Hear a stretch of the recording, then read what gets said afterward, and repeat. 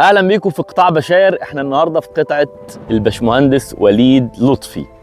دي قطعه 14 مقسومه نصين، قطعه 14 ايه الباشمهندس وليد مصطفى، قطعه 14 بي الباشمهندس عمر اسامه. الاثنين مهندسين ما شاء الله في السعوديه الاثنين. طبعا القطعه ديت بتحدها من 3 طرق من اتجاهات. في ظهرها قطعه 15 اللي هي على نصيتها البير من الناحيه الثانيه. باشمهندس لطفي من اللي بتثق فينا بثقه ربنا فينا سبحانه وتعالى. مزرعتك 2.5 فدان، هات تفاصيلها ابراهيم بعد اذنك.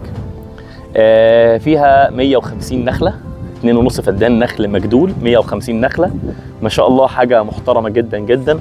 بنيه تحتيه على ما يرام، النخل كله سيمتريه واحده، زارعين فسايل محترمه. بالكتير قوي 3 سنين ان شاء الله هنبقى قاعدين تحت النخله انا وانت يا باشمهندس وليد، وبنحصد التمر ان شاء الله المجدول، وبنحصد التمر في شهر 10، وبنحصد الفسايل في شهر 3 و4 ان شاء الله. دي طبعا منظر عام للقطعه.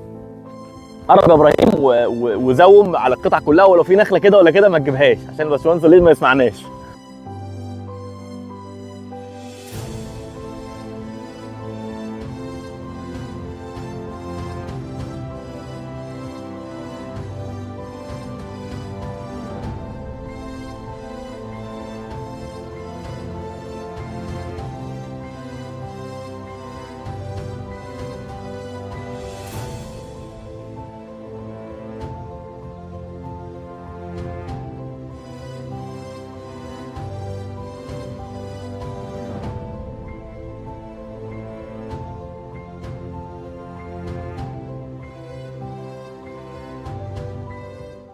يعني قول لي كده اخبار انت كنت تقول لي كلام حلو عن النخل وفرحان ان انت شغال. لا تمام يا باشمهندس، والله احنا عندنا هندسه بنزرع هنا النخله تمام، بعد ما بنزرعها بنربط النخله من فوق عشان خاطر ما يخشبهاش اي فطريات او اي ميه تنزل في قلب النخله او كده.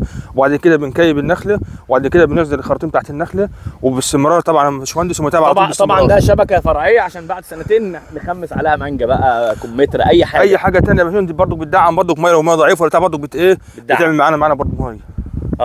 انتوا انا هنا بصور بقالي ساعتين، لقيت الناس عماله تهل بقى، العمال والمهندسين بيهلوا. تمام يا باشمهندس.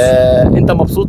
لا تمام والله، بسم الله ما شاء الله، هتفرح والله يعني. بسم الله، مش انا يعني حاجه يعني، دي اضمن مشروع ناس تحط فلوسها فيه، دي اضمن حاجه. النخله ما بتخسرش، النخله بتبيع منها فسايل، بيبيع منها بلح، الجريب بيستفاد منه، وبيتعامل برضه في مصانع للزيوت، في مصانع للعجوه، والكلام ده كله، كل حاجه النخله بتستفاد منها. احنا شجره مباركه، لان زي ربنا سبحانه وتعالى ما قال ذكرها في القران، شجره مباركه هي يعني. بسم الله ما شاء الله يعني. نشكرك يا باشمهندس. هنكمل بقى اراضي المستثمرين في الفتره اللي جاي. الله يخليك، كتر خيرك كتر خيرك.